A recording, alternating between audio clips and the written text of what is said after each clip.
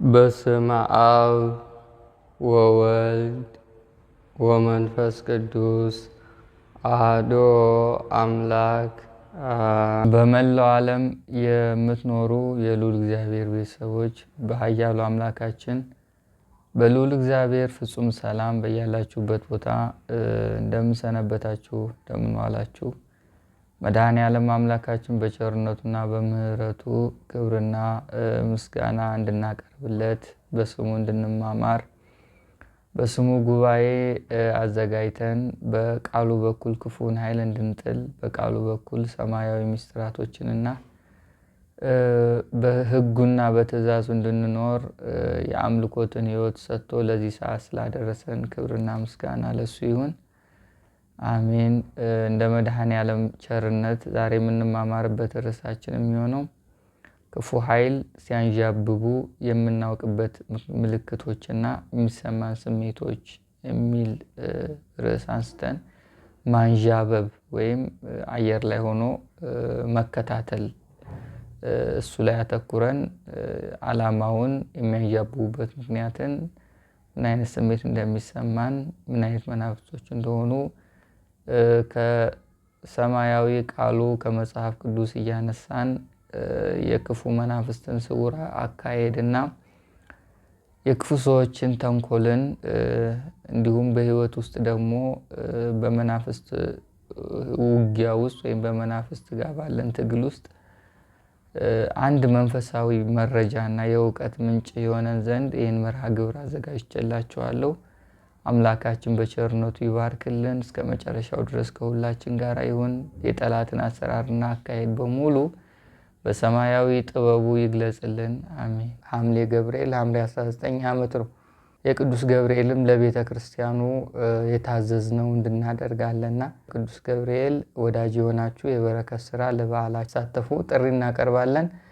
እንግዲህ ሩህሩህ መልአክ ቅዱስ በረከቱን ስራ ባርከውንም በብዙ ቡራኬ የምንጎበኝ እንድንሆን የአምላካችን ፈቃድ ይሁንልን። እንግዲህ ማንዣበብ ማለት ብዙ ጊዜ ወደ ሰውነታችን ውስጥ ያልገቡ መናፍስቶች ግን የእኛን አኳኋን ኑሮ፣ መንፈሳዊ ህይወት እያንዳንዷን እንቅስቃሴያችንን በመንሳፈፍ የሚያጠኑ ጥላ የሚሆኑ ናቸው።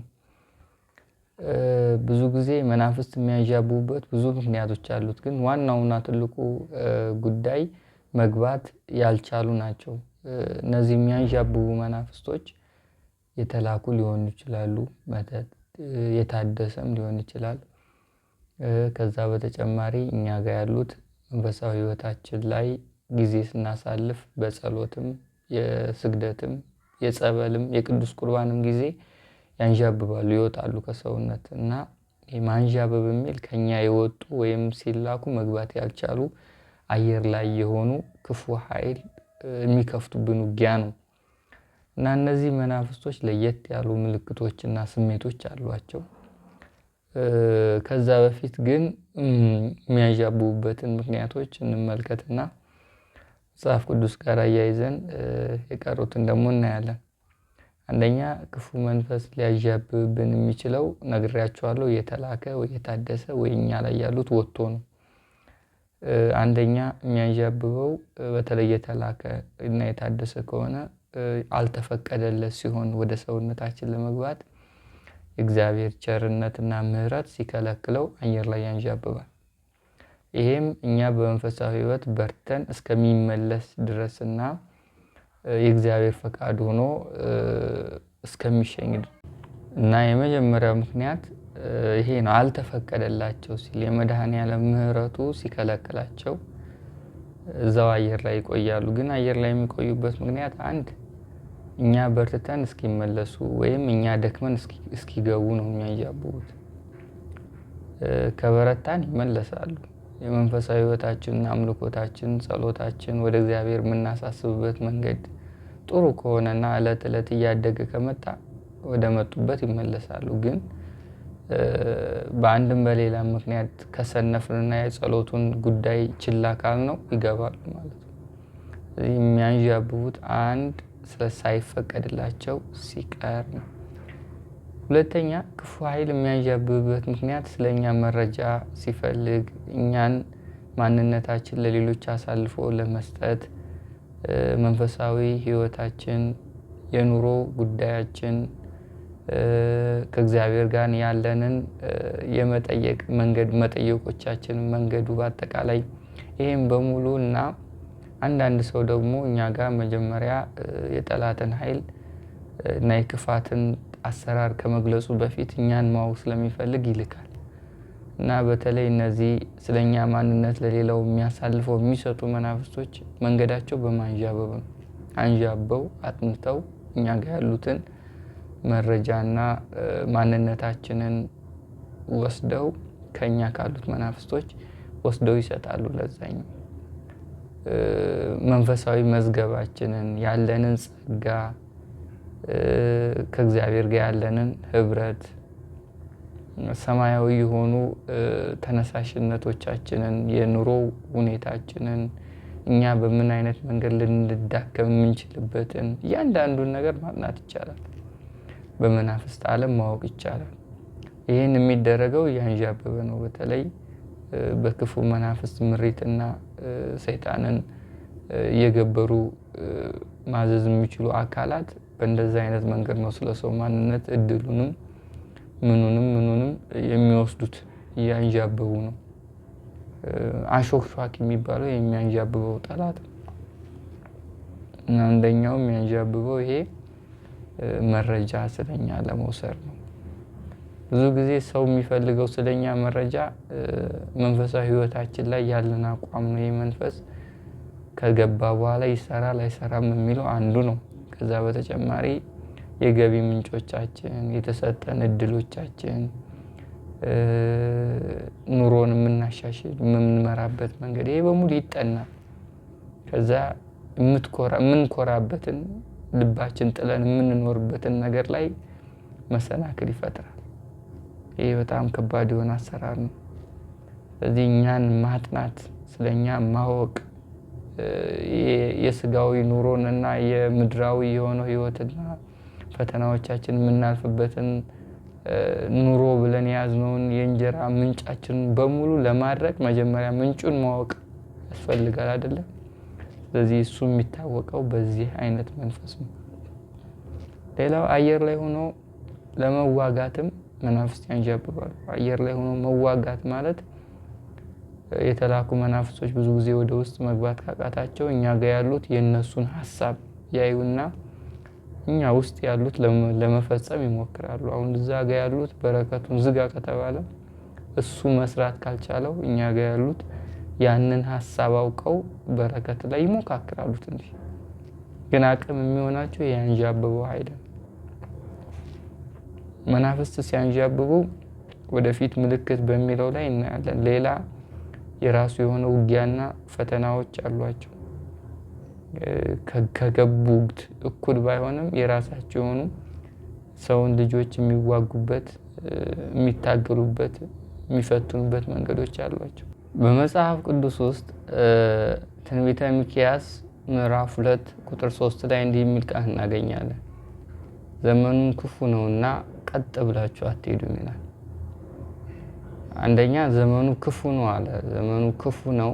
በክፉ ሰዎች፣ በክፉ መንፈስ እና በክፉ ሐሳብ፣ በክፉ ክንውኖች ውስጥ እናልፋለን። ከዛ ይሄ በሙሉ ታዲያ ቀጥ ብለን እንዳንሄድ ጋንግርቱ ነው ይይዘናል። የሰዎች ክፋት፣ የጊዜው ክፋት፣ የመናፍስት ክፋት እኛን መንፈሳዊ ሰዎች እንዳንሆን፣ እውነተኛ እና እግዚአብሔር ሕግ የምንጠብቅ እንዳንሆን፣ በበረከትና በሰማይ የተስፋ ቃል እንዳንኖር፣ እግዚአብሔርን ጠይቆ በሱ በኩል ማለፍን በፈቃዱ መመራትን እንዳንይዝ ብዙ ጊዜ ይፈተነናል።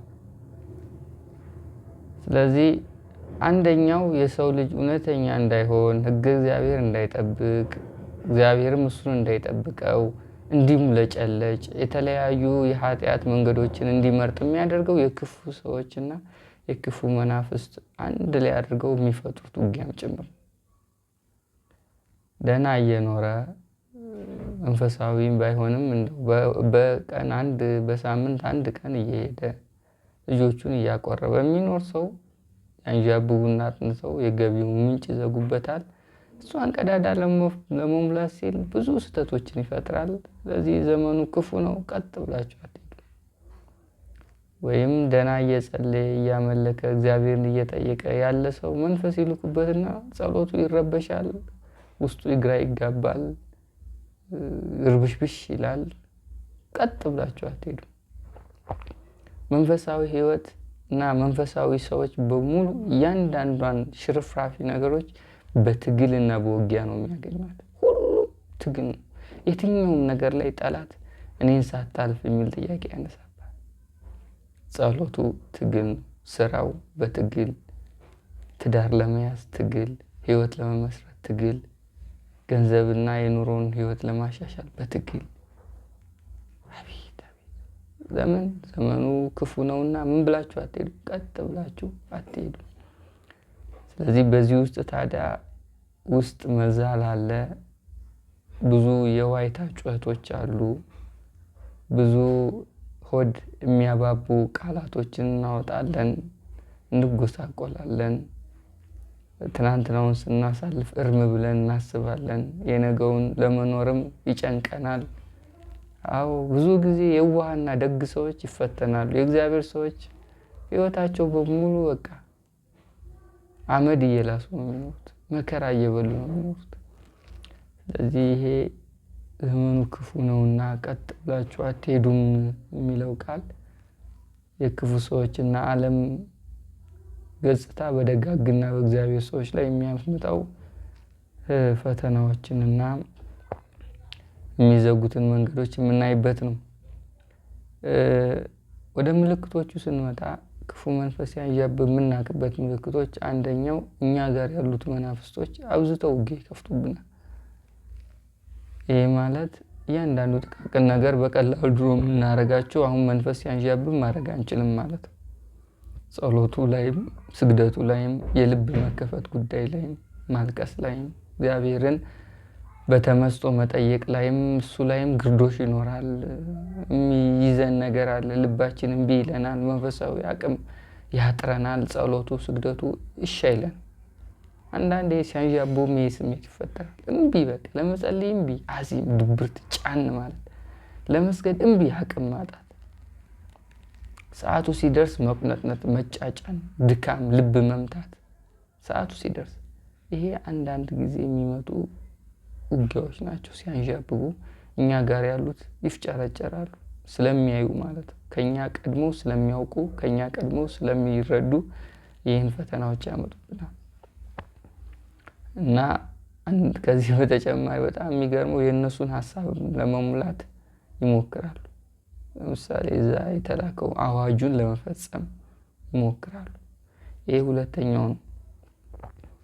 ምልክቱን የምናውቅበት መንፈሳዊ ህይወት እምቢ ማለት፣ መንፈሳዊ ነገሮች ላይ ግርዶሽ መሆን፣ አቅም ማጣት፣ መዛል፣ የልብ መዘጋት፣ በቀላሉ ድሮ የምናደርጋቸው ነገሮች ላይ ቸልተኛ መሆን፣ ዝርክርክ መሆን። ከዛ በተጨማሪ እነሱ ደግሞ የተላኩበትን ዓላማ ይሄኛው ለመፈጸም መሞከር። ይሄ አደገኛ ነገር ነው። እኛ ጋር ያሉ ዛሩም አይነጥላውም ያይና መተቱም ያይና ያንን ለመፈጸም ይፍጨረጨራል። ይህ ሁለተኛው ምልክት ነው። ሶስተኛ እግዚአብሔርም እነዚህ ኃጢአተኞች ሰዎች እና ክፉ ሰዎች የሚያደርጉት ስራ ስለሚሆን እሱም አይተዋቸው። መጽሐፈ ሲራክ 12:6 ላይ ምዕራፍ 12:6 ላይ እንዲህ ይላል፣ እግዚአብሔር ኃጢአተኞች ሰዎችን ይጠላቸዋል፣ ክፉ ሰዎችን ይበቀላቸዋል። ይህ በቀላል የእግዚአብሔር ዝምታ ቸርነቱ ነው። የእግዚአብሔር ዝምታ ለኛ መመለስ ነው። የእግዚአብሔር ዝምታ እንድናውቅ እንድንነቃ ነው። የእግዚአብሔር ዝምታ እኛንም ወደ ጽድቅ፣ ወደ ቅድስና፣ ወደ ኃይል፣ ወደ ሰማያዊ አክሊል ለማብቃት ነው። ሰው ሲፈተን፣ መከራው ሲበዛ፣ በነገሮች ሲወጣጠር የእግዚአብሔር መንፈስ ያድርባችኋልና ደስ ይበላችሁ ብሎ ሐዋርያው ቅዱስ ጴጥሮስ በሁለተኛ መልእክቱ ላይ ጽፎታል። ሲያሳድዷችሁ፣ ሲጠሏችሁ፣ በክፉ ሲያወሩባችሁ ደስ ይበላችሁ።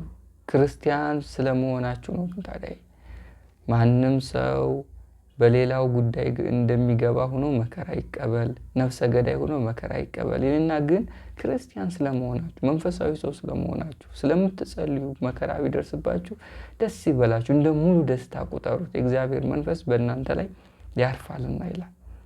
ስለዚህ ይሄ በመንፈሳዊ ሕይወታችን ምክንያት እግዚአብሔርን በመምረጣችንና በሱ ሕግ መመራታችን ዕለት ዕለት በሱ ፊት የምስጋና ጊዜን በማሳለፋችን የሚደርሱብን የመናፍስትና የክፉ ሰዎች ፈተናዎች በሙሉ የክብር ናቸው። ስለዚህ እግዚአብሔር ዝም ይላል። መከራ ስንቀበል ለተሻለ ክብር ሊያበቃን፣ ለተሻለ ስጦታ፣ ለተሻለ ኃይል፣ ለተሻለ ምስጢር መገለጥ፣ ለተሻለ ክርስቲያናዊ ሕይወት ሊያበቃን ሲፈልግ ዝም ይቆጥራል። እሱ ሲመጣ ያን ጊዜ ይበቀላቸዋል ይላል። የእግዚአብሔር በቀል ከባድ ነው።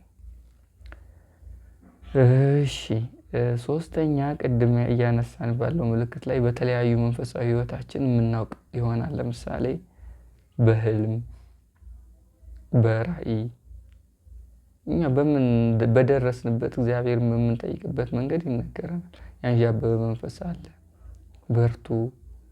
ያው ሲያንዣብብ ልናውቅበት በምንችለው ደረጃና መንገድ ይነገራል። ግን ብዙ ጊዜ የሚነገሩን ነገሮች አይገቡንም። እግዚአብሔር ተናግሮን አሁን ደግመን እንጠይቃለን። እየነገረን እንጠይቀዋለን፣ እየነገረን አይገባንም። ግን የማንረዳ አድርጎ ይይዘናል፣ እንዳይገባን አድርጎ ይዋጋናል።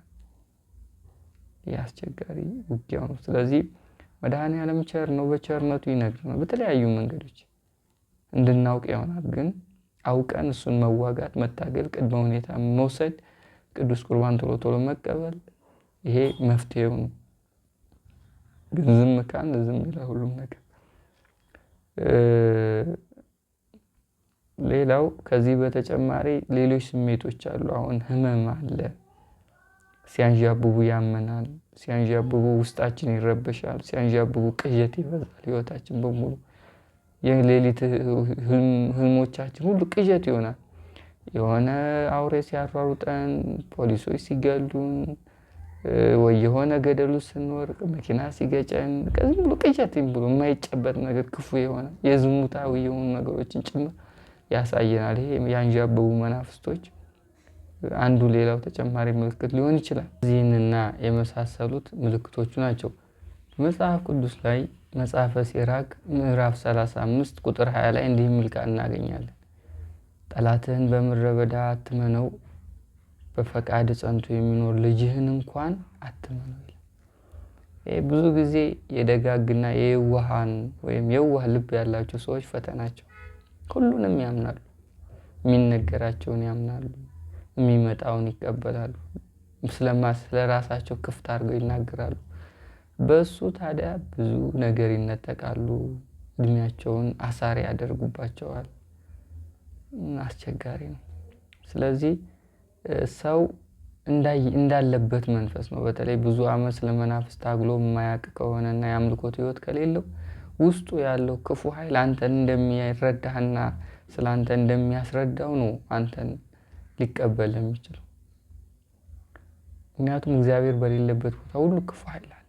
ስለዚህ ሁሉም ሰው ለምን ምቀኛ ሆነ? ሁሉም ሰው ለምን ወደ መተት ይሮጣል? ሁሉም ሰው የሚቃዥ የሚቀባጥር ዓለማዊ የኃጢአትን ኑሮ የሚወደው ለምንድን ነው ስንል እግዚአብሔርን ትቶ ክፉን ኃይል አማራጭ የሌለው መመሪያ ስላደረገው። ስንወለድ ጀምሮ ቤተሰቦቻችን የእንጀራ ኑሮ እያሯሯጡ የስጋ ፍላጎቶቻቸው አሸንፏቸው ቤተ እግዚአብሔርና እግዚአብሔርን ሕግ ጥለው በአመሉም በሱሱም በአንዱም በሌላም ቦታ ይወልዱናል። ተወለድን። ስንማር ትምህርት ቤቱ እግዚአብሔር የለበትም። ስናርግ ዓለማዊ ነገሮች፣ ዘመን አመጣሽ ቋንቋዎች፣ የሶሻል ሚዲያው ጫና ራሱን የቻለ አንድ ፈተና ሆኖብን እናድጋለን። ስንሰማ ትልልቅ የምንላቸው የምናከብራቸው አርአያ የምናደርጋቸው ሰዎች ሁሉ ላይ ስመ እግዚአብሔር ሕግ እግዚአብሔር የራቀና የማይጠራበት ህልውና የያዙ ናቸው። ወንበሩ፣ ስልጣኑ፣ ከፍታው ሴኩላሪዝም በሚባል የአሕዛብ ቋንቋ እግዚአብሔር ክብርን፣ ማስቻልን፣ ኃይልን፣ ጥበብን እንዳይሰጥ ወጥቷል። በዓለም ፍልስፍና ሀገር ይመራል። ቅዠት ነው። እሱም የሚጨበጥ ቋንቋና ድምፅ የለውም። ዝም ብሎ መናፍስት አንደበት ላይ ሆኖ የሚዘባርቀውን ነገር ነው የምንሰማው። እንደ ነዳቸው ነው የሚነዱት። ስለዚህ በሁሉም ቦታ እግዚአብሔር የሌለበት ህይወትን የሚመራ አካል ላይ ያለው ይሄ ጠላት ነው። ምንም ሌላ አዲስ ነገር የለም። እዚህ ዘመኑ ክፉ ነው እና ቀጥ ብላችሁ አትሄዱም የሚለው ቃል ይገርመኛል። እውነተኛ ሆኖ ለመኖር ዘመኑ አይፈቅድልንም። ሁሌ በአምልኮት ለመመራት ጊዜው አይፈቅድልንም። የእግዚአብሔር ሆኖ ለመኖር ሁኔታዎቹ አይፈቅዱልንም። የእግዚአብሔር ከሆንን እሱን ከመረጥን እንግዲህ ፈተና፣ ውጊያን፣ ትግል፣ ሁሉም በትግል ለመጸለይ ትግል፣ ትዳር ለመያዝ ትግል፣ እንጀራ ለማግኘት ትግል፣ ሁሉም የእግዚአብሔር ሰዎች ፈተናቸው በሄዱበት ሁሉ መቃረን፣ መቃወም ይገጥማቸዋል። ሐዋርያው ቅዱስ ጴጥሮስ በመልእክቱ ላይ እንዲህ ብሎናል። ማንም ሰው ከእናንተ ውስጥ ነፍሰ ገዳይ ወይም በሰዎች ጉዳይ እንደሚገባ ሆኖ መከራ አይቀበል። ክርስቲያን እንደመሆኑ መንፈሳዊ እንደመሆኑ ግን መከራ ቢቀበል ደስ ይበላችሁ፣ የእግዚአብሔር መንፈስ ያርባችኋል። ክርስቲያን ስለሆንን መንፈሳዊ ሰው ስለሆንን የአምልኮት ሕይወት ስላለን የእግዚአብሔር ኃይል ሞገስ ፊታችን ላይ ሆኖ ክፉ ሰዎችና ክፉ መንፈስ በሚያመጡበት ፈተና በሙሉ እሱ የክብር ነው። እግዚአብሔር ዝም የሚለው አንዱም እኛን ለክብር ለማብቃት፣ ለበለጠ ጸጋ ለማብቃት፣ ለበለጠ ስጦታ ለማብቃት፣ እነዛ እስኪመለሱ ልብ እስኪገዙ እኛ ደግሞ ለክብር እስክንበቃ ዝም ይላል። ስለዚህ ይሄ የውጊያ ዓለም፣ የክፉ መንፈስ ዓለም እና ክፉ ሰዎች አንድ ላይ ተባብረው የጭካኔና የውርጅብኝ ያደረጓት ዓለም ውስጥ እኛ ትንሽዬ ሆነን ጸሎት እያደረግን የምንኖርባት ዓለም ነች። በሁሉም ቦታ ተከበን ነው የምንኖረው እና ጸሎታችንን ሳናቋርጥ መኖር አለብን ማለት ነው። በርቱ፣ አይዟችሁ፣ እግዚአብሔር ከእናንተ ጋር ይሁን። አሜን። ወስብሐት ለእግዚአብሔር። ይቆይ።